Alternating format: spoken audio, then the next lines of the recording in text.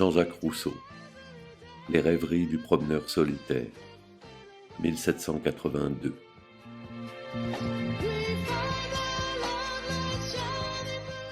Troisième promenade. Je deviens vieux en apprenant toujours. Solon répétait souvent ce vers dans sa vieillesse. Il a un sens dans lequel je pourrais le dire aussi dans la mienne. Mais c'est une bien triste science que celle que depuis 20 ans l'expérience m'a fait acquérir. L'ignorance est encore préférable. L'adversité sans doute est un grand maître, mais il fait payer cher ses leçons, et souvent le profit qu'on en retire ne vaut pas le prix qu'elles ont coûté. D'ailleurs, avant qu'on ait obtenu tout cet acquis par des leçons si tardives, l'à propos d'en user se passe. La jeunesse est le temps d'étudier la sagesse, la vieillesse est le temps de la pratiquer. L'expérience instruit toujours, je l'avoue, mais elle ne profite que pour l'espace qu'on a devant soi. Est-il temps, au moment qu'il faut mourir, d'apprendre comment on aurait dû vivre? Et que me servent des lumières si tard et si douloureusement acquises sur ma destinée et sur les passions d'autrui dont elle est l'œuvre? Je n'ai appris à mieux connaître les hommes que pour mieux sentir la misère où ils m'ont plongé, sans que cette connaissance, en me découvrant tous leurs pièges, m'en ait pu faire éviter aucun. Que ne suis-je resté toujours dans cette imbécile mais douce confiance qui me rendit durant tant d'années la proie et le jouet de mes bruyants amis, sans qu'enveloppé de toute leur trame, j'en eusse même le moindre soupçon. J'étais leur dupe et leur victime, il est vrai. Mais je me croyais aimé d'eux, et mon cœur jouissait de l'amitié qu'ils m'avaient inspirée en leur en attribuant autant pour moi. Ces douces illusions sont détruites. La triste vérité que le temps et la raison m'ont dévoilée en me faisant sentir mon malheur m'a fait voir qu'il était sans remède, et qu'il ne me restait qu'à m'y résigner. Ainsi toutes les expériences de mon âge sont pour moi dans mon état sans utilité présente et sans profit pour l'avenir. Nous entrons en lice à notre naissance, nous en sortons à la mort. Que sert d'apprendre à mieux conduire son char quand on est au bout de la carrière? Il ne reste plus à penser alors que comment on en sortira. L'étude d'un vieillard, s'il lui en reste encore à faire, est uniquement d'apprendre à mourir, et c'est précisément celle qu'on fait le moins à mon âge. On y pense à tout, hormis à cela. Tous les vieillards tiennent plus à la vie que les enfants, et en sortent de plus mauvaise grâce que les jeunes gens. C'est que, tous leurs travaux ayant été pour cette même vie, ils voient à sa fin qu'ils ont perdu leur peine. Tous leurs soins, tous leurs biens, tous les fruits de leur laborieuse veille, ils quittent, tout, quand ils s'en vont. Ils n'ont songé à rien acquérir durant leur vie, qu'ils puissent emporter à leur mort. Je me suis dit tout cela quand il était temps de me le dire, et si je n'ai pas mieux su tirer parti de mes réflexions, ce n'est pas faute de les avoir faites à temps et de les avoir bien digérées. Jeté dès mon enfance dans le tourbillon du monde, j'appris de bonne heure par l'expérience que je n'étais pas fait pour y vivre et que je n'y parviendrais jamais à l'état dont mon cœur sentait le besoin. Cessant donc de chercher parmi les hommes le bonheur que je sentais n'y pouvoir trouver, mon ardente imagination sautait déjà par-dessus l'espace de ma vie, à peine commencée, comme sur un terrain qui m'était étranger, pour se reposer sur une assiette tranquille où je pusse me fixer. Ce sentiment, nourri par l'éducation dès mon enfance et renforcé durant toute ma vie par ce long tissu de misère et d'infortune qui l'a rempli, m'a fait chercher dans tous les temps à connaître la nature et la destination de mon être avec plus d'intérêt et de soin que je n'en ai trouvé dans aucun autre homme. J'en ai beaucoup vu qui philosophaient bien plus doctement que moi, mais leur philosophie était pour ainsi dire étrangère. Voulant être plus savants que d'autres, ils étudiaient l'univers pour savoir comment il était arrangé, comme ils auraient étudié quelques machines qu'ils auraient aperçues par pure curiosité. Ils étudiaient la nature humaine pour en pouvoir parler savamment, mais non pas pour se connaître. Ils travaillaient pour instruire les autres, mais non pas pour s'éclairer en dedans. Plusieurs d'entre eux ne voulaient que faire un livre, n'importe quel, pourvu qu'il fût accueilli. Quand le leur était fait et publié, son contenu ne les intéressait plus en aucune sorte, si ce n'est pour le faire adopter aux autres, et pour le défendre au cas qu'il fût attaqué, mais du reste, sans en rien tirer pour leur propre usage, sans s'embarrasser même que ce contenu fût faux ou vrai, pourvu qu'il ne fût pas réfuté. Pour moi, quand j'ai désiré d'apprendre, c'était pour savoir moi-même, et non pas pour enseigner. J'ai toujours cru qu'avant d'instruire les autres, il fallait commencer par savoir assez pour soi, et de toutes les études que j'ai tâché de faire en ma vie au milieu des hommes, il n'y en a guère que je n'eusse faite également seul dans une île déserte, où j'aurais été confiné pour le reste de mes jours. Ce qu'on doit faire dépend beaucoup de ce qu'on doit croire, et dans tout ce qui ne tient pas aux premiers besoins de la nature, nos opinions sont la règle de nos actions. Dans ce principe qui fut toujours le mien, j'ai cherché souvent et longtemps, pour diriger l'emploi de ma vie, à connaître sa véritable fin, et je me suis bientôt consolé de mon peu d'aptitude à me conduire habilement dans ce monde, en sentant qu'il n'y fallait pas chercher cette fin. Né dans une famille où régnaient les mœurs et la piété, élevé ensuite avec douceur chez un ministre plein de sagesse et de religion, j'avais reçu dès ma plus tendre enfance des principes, des maximes, d'autres diraient des préjugés, qui ne m'ont jamais tout à fait abandonné. Enfant encore et livré à moi-même, alléché par des caresses, séduit par la vanité, leurré par l'espérance, forcé par la nécessité, je me fis catholique, mais je demeurai toujours chrétien, et bientôt gagné par l'habitude, mon cœur s'attacha sincèrement à ma nouvelle religion. Les instructions, les exemples de madame de Warens m'affermirent dans cet attachement. La solitude champêtre, où j'ai passé la fleur de ma jeunesse, l'étude des bons livres, à laquelle je me livrai tout entier, renforcèrent auprès d'elle mes dispositions naturelles aux sentiments affectueux, et me rendirent dévot, presque à la manière de Fénelon. La méditation dans la retraite, l'étude de la nature, la contemplation de l'univers forcent un solitaire à s'élancer incessamment vers l'auteur des choses, et à chercher avec une douce inquiétude la fin de tout ce qu'il voit et la cause de tout ce qu'il sent. Lorsque ma destinée me rejeta dans le torrent du monde, je n'y retrouvai plus rien qui pût flatter un moment mon cœur. Le regret de mes doux loisirs me suivit partout, et jeta l'indifférence et le dégoût sur tout ce qui pouvait se trouver à ma portée, propre à mener à la fortune et aux honneurs. Incertain dans mes inquiets désirs, j'espérais peu, j'obtins moins, et je sentis dans des lueurs même de prospérité que quand j'aurais obtenu tout ce que je croyais chercher, je n'y aurais point trouvé ce bonheur dont mon cœur était avide, sans en savoir démêler l'objet. Ainsi, tout contribuait à détacher mes affections de ce monde, même avant les malheurs qui devaient m'y rendre tout à fait étranger. Je parvins jusqu'à l'âge de 40 ans, flottant entre l'indigence et la fortune, entre la sagesse et l'égarement, plein de vices, d'habitudes sans aucun mauvais penchant dans le cœur, vivant au hasard sans principe bien décidé, par ma raison, et distrait sur mes devoirs sans les mépriser, mais souvent sans les bien connaître. Dès ma jeunesse, j'avais fixé cette époque de 40 ans comme le terme de mes efforts pour parvenir, et celui de mes prétentions en tout genre. Bien résolu dès cet âge atteint, et dans quelque situation que je fusse, de ne plus me débattre pour en sortir, et de passer le reste de mes jours à vivre au jour la journée, sans plus m'occuper de l'avenir. Le moment venu, j'exécutai ce projet sans peine, et quoique alors ma fortune semblât vouloir prendre une assiette plus fixe, j'y renonçai non seulement sans regret, mais avec un plaisir véritable. En me délivrant de tous ces leurres, de toutes ces vaines espérances, je me livrai pleinement à l'incurie et au repos d'esprit qui fit toujours mon goût le plus dominant et mon penchant le plus durable. Je quittai le monde et ses pompes, je renonçai à toute parure, plus d'épée, plus de montres, plus de bas blancs, de dorures, de coiffures, une perruque toute simple, un bon gros habit de drap, et mieux que tout cela, je déracinai de mon cœur les cupidités et les convoitises, qui donnent du prix à tout ce que je quittais. Je renonçai à la place que j'occupais alors, pour laquelle je n'étais nullement propre, et je me mis à copier de la musique à tant la page, occupation pour laquelle j'avais eu toujours un goût décidé. Je ne bornai pas ma réforme aux choses extérieures.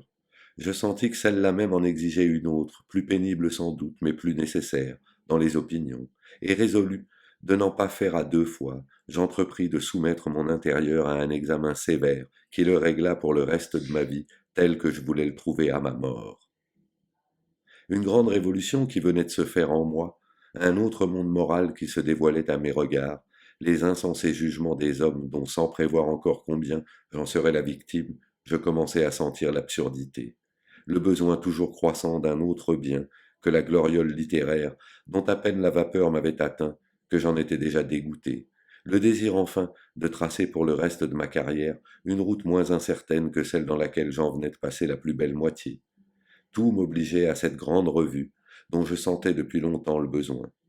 Je l'entrepris donc, et je ne négligeai rien de ce qui dépendait de moi pour bien exécuter cette entreprise. C'est de cette époque que je puis dater mon entier renoncement au monde et ce goût vif pour la solitude qui ne m'a plus quitté depuis ce temps-là. L'ouvrage que j'entreprenais ne pouvait s'exécuter que dans une retraite absolue. Il demandait de longues et pénibles méditations, que le tumulte de la société ne souffre pas. Cela me força de prendre pour un temps une autre manière de vivre, dont ensuite je me trouvais si bien que, ne l'ayant interrompue depuis lors que par force et pour peu d'instants, je l'ai reprise de tout mon cœur, et m'y suis borné sans peine, aussitôt que je l'ai pu.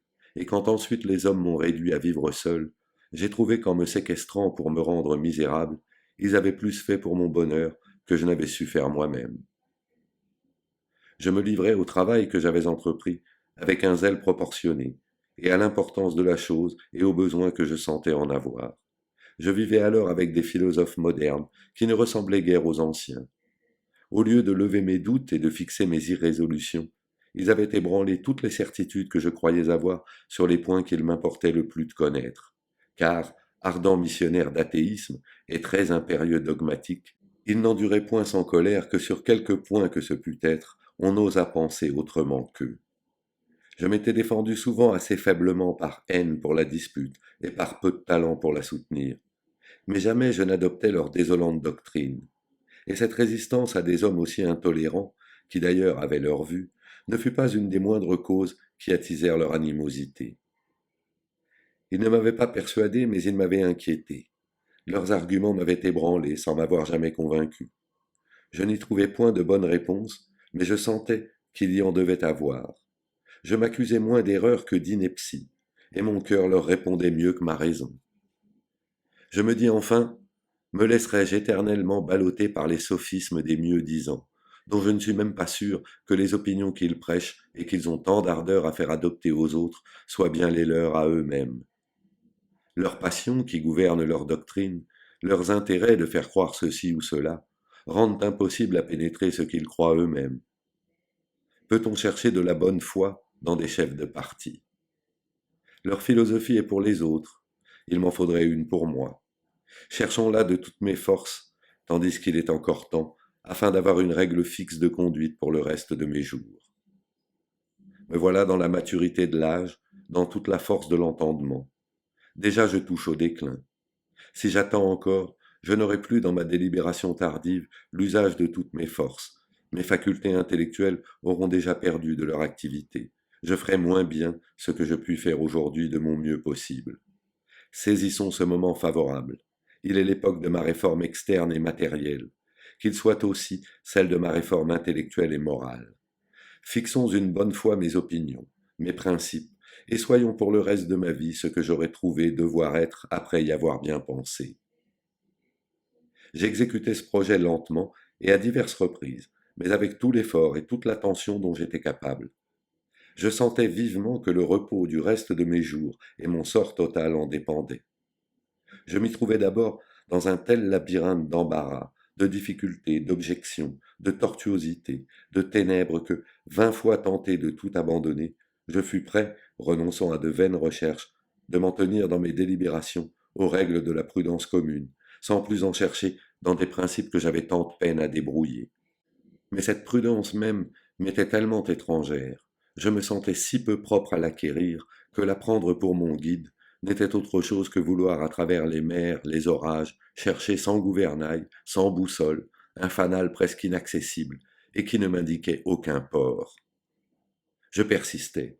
Pour la première fois de ma vie, j'eus du courage, et je dois à son succès d'avoir pu soutenir l'horrible destinée qui, dès lors, commençait à m'envelopper, sans que j'en eusse le moindre soupçon. Après les recherches les plus ardentes et les plus sincères qui jamais peut-être aient été faites par aucun mortel, je me décidai pour toute ma vie sur tous les sentiments qu'il m'importait d'avoir. Et si j'ai pu me tromper dans mes résultats, je suis sûr au moins que mon erreur ne peut m'être imputé à crime, car j'ai fait tous mes efforts pour m'en garantir. Je ne doute point, il est vrai, que les préjugés de l'enfance et les vœux secrets de mon cœur n'aient fait pencher la balance du côté le plus consolant pour moi. On se défend difficilement de croire ce qu'on désire avec tant d'ardeur, et qui peut douter que l'intérêt d'admettre ou rejeter les jugements de l'autre vie ne détermine la foi de la plupart des hommes sur leur espérance ou leur crainte. Tout cela pouvait fasciner mon jugement, j'en conviens, mais non pas altérer ma bonne foi, car je craignais de me tromper sur toute chose. Si tout consistait dans l'usage de cette vie, il m'importait de le savoir, pour en tirer du moins le meilleur parti, qu'il dépendrait de moi, tandis qu'il était encore temps, et n'être pas tout à fait dupe. Mais ce que j'avais le plus à redouter au monde, dans la disposition où je me sentais, était d'exposer le sort éternel de mon âme pour la jouissance des biens de ce monde, qui ne m'ont jamais paru d'un grand prix. J'avoue encore que je ne levais pas toujours à ma satisfaction toutes ces difficultés qui m'avaient embarrassé, et dont nos philosophes avaient si souvent rebattu mes oreilles. Mais, résolu de me décider enfin sur des matières où l'intelligence humaine a si peu de prise, et trouvant de toutes parts des mystères impénétrables et des objections insolubles, j'adoptai dans chaque question le sentiment qui me parut le mieux établi directement, le plus croyable en lui-même, sans m'arrêter aux objections que je ne pouvais résoudre, mais qui se rétorquaient par d'autres objections non moins fortes dans le système opposé. Le ton dogmatique sur ces matières ne convient qu'à des charlatans, mais il importe d'avoir un sentiment pour soi, et de le choisir avec toute la maturité de jugement qu'on peut y mettre.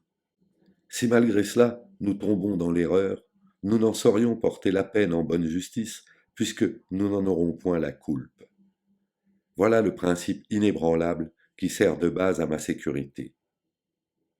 Le résultat de mes pénibles recherches fut tel à peu près que je l'ai consigné depuis dans Profession de foi du vicaire savoyard, ouvrage indignement prostitué et profané dans la génération présente, mais qui peut faire un jour révolution parmi les hommes, si jamais il y renaît du bon sens et de la bonne foi.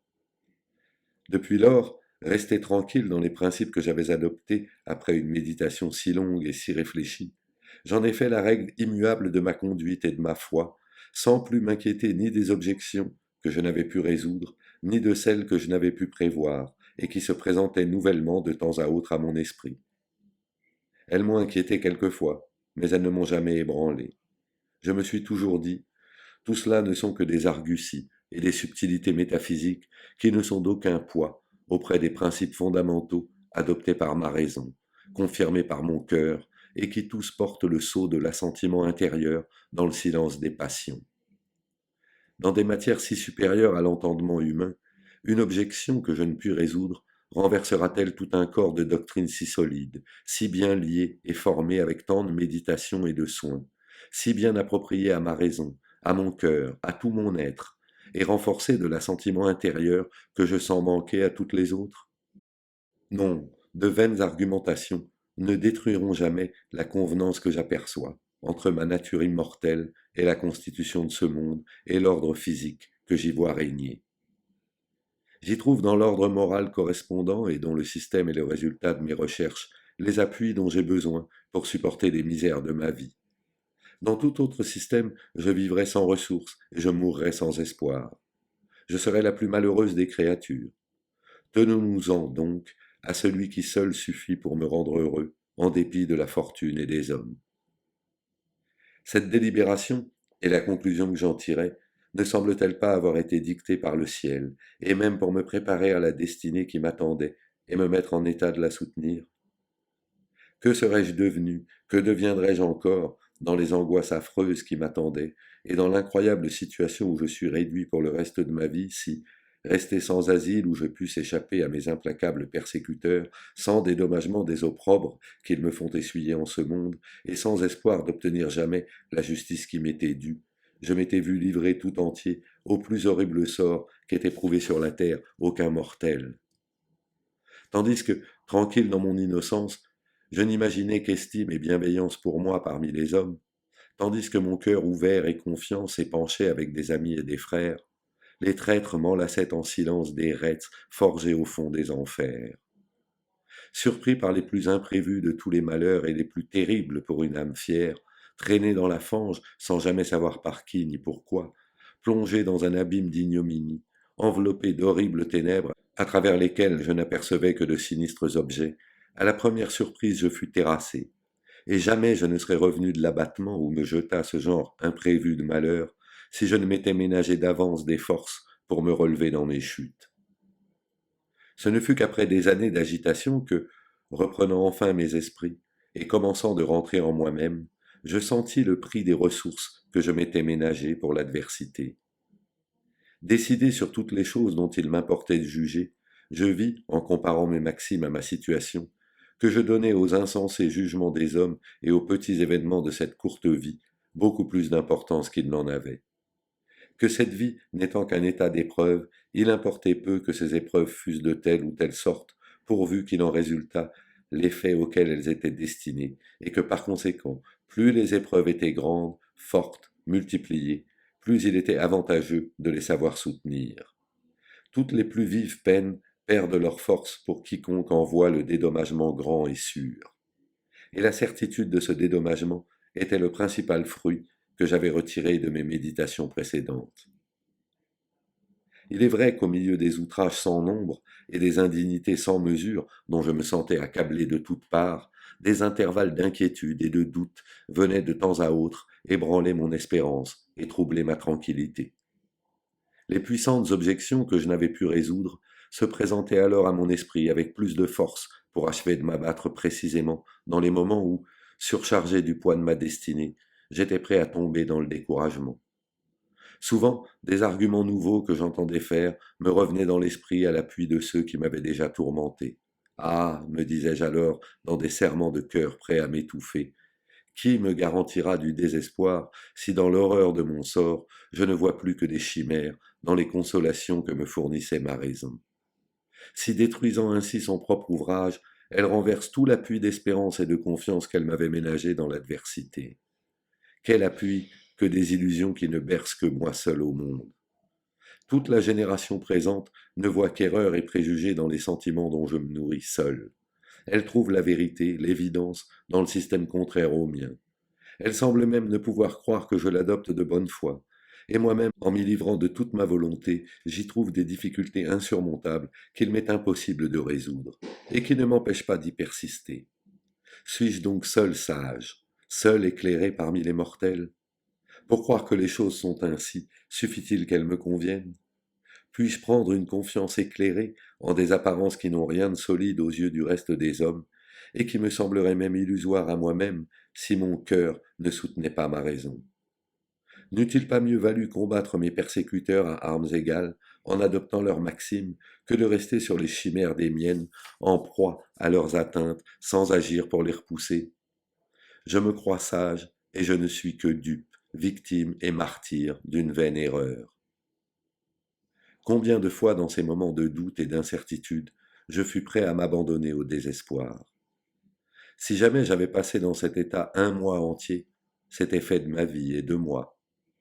Mais ces crises, quoique autrefois assez fréquentes, ont toujours été courtes, et maintenant que je n'en suis pas délivré tout à fait encore, elles sont si rares et si rapides qu'elles n'ont pas même la force de troubler mon repos. Ce sont de légères inquiétudes qui n'affectent pas plus mon âme qu'une plume qui tombe dans la rivière ne peut altérer le cours de l'eau. J'ai senti que remettre en délibération les mêmes points sur lesquels je m'étais ci-devant décidé était me supposer de nouvelles lumières, ou le jugement plus formé, ou plus de zèle pour la vérité que je n'avais lors de mes recherches, qu'aucun de ces cas n'étant ni ne pouvant être le mien, je ne pouvais préférer par aucune raison solide des opinions qui, dans l'accablement du désespoir, ne me tentaient que pour augmenter ma misère, à des sentiments adoptés dans la vigueur de l'âge, dans toute la maturité de l'esprit, après l'examen le plus réfléchi, et dans des temps où le calme de ma vie ne me laissait d'autre intérêt dominant que celui de connaître la vérité.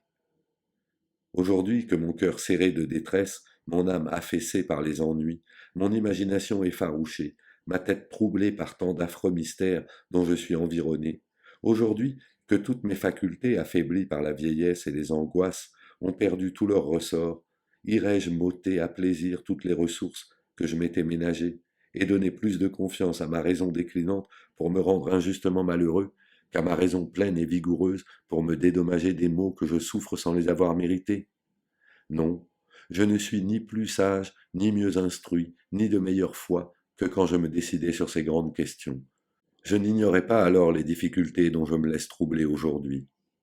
Elles ne m'arrêtèrent pas, et s'il s'en présente quelques nouvelles dont on ne s'était pas encore avisé, ce sont les sophismes d'une subtile métaphysique qui ne saurait balancer les vérités éternelles admises de tous les temps, par tous les sages, reconnues par toutes les nations, et gravées dans le cœur humain en caractères ineffaçables. Je savais en méditant sur ces matières que l'entendement humain circonscrit par les sens ne les pouvait embrasser dans toute leur étendue. Je m'en tins donc à ce qui était à ma portée sans m'engager dans ce qui la passait. Ce parti était raisonnable, je l'embrassais jadis et m'y tins avec l'assentiment de mon cœur et de ma raison. Sur quel fondement y renoncerais-je aujourd'hui que tant de puissants motifs m'y doivent tenir attaché? Quel danger vois-je à le suivre? Quel profit trouverais-je à l'abandonner? En prenant la doctrine de mes persécuteurs, prendrais-je aussi leur morale? Cette morale sans racine et sans fruit, qu'ils étalent pompeusement dans des livres ou dans quelque action d'éclat sur le théâtre, sans qu'ils en pénètrent jamais rien dans le cœur ni dans la raison. Ou bien cette autre morale secrète et cruelle, doctrine intérieure de tous leurs initiés, à laquelle l'autre ne sert que de masque, qu'ils suivent seuls dans leur conduite et qu'ils ont si habilement pratiquée à mon égard. Cette morale, purement offensive, ne sert point à la défense et n'est bonne qu'à l'agression. De quoi me servirait-elle dans l'état où ils m'ont réduit? Ma seule innocence me soutient dans les malheurs, et combien me rendrais-je plus malheureux encore si m'ôtant cette unique mais puissante ressource, j'y substituais la méchanceté.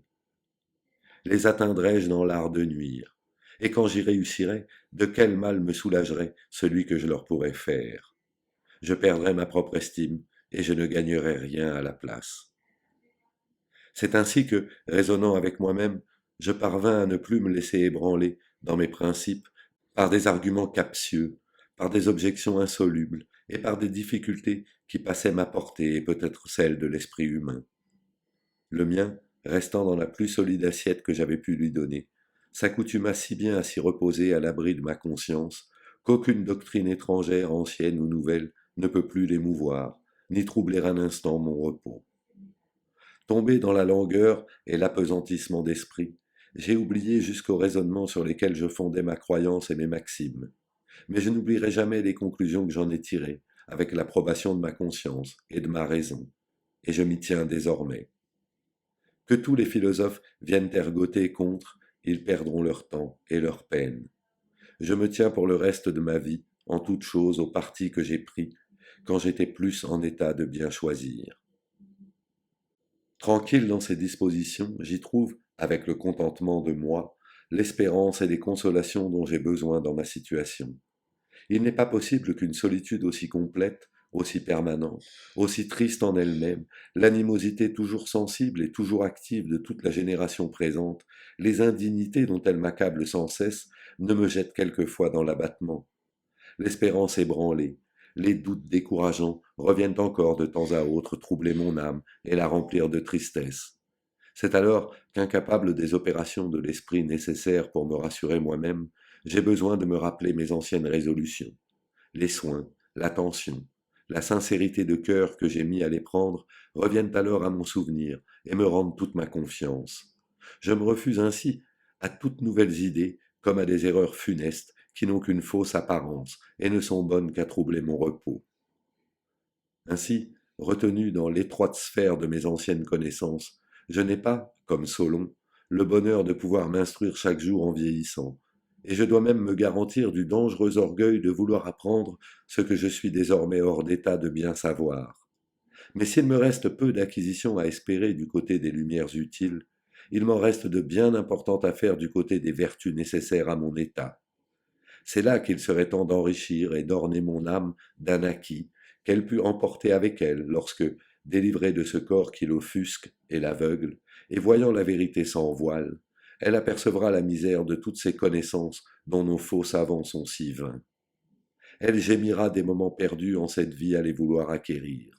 Mais la patience, la douceur, la résignation, l'intégrité, la justice impartiale sont un bien qu'on emporte avec soi et dont on peut s'enrichir sans cesse, sans craindre que la mort même nous en fasse perdre le prix. C'est à cette unique et utile étude que je consacre le reste de ma vieillesse. Heureux si par mes progrès sur moi-même, j'apprends à sortir de la vie, non meilleur, car cela n'est pas possible, mais plus vertueux que je n'y suis entré.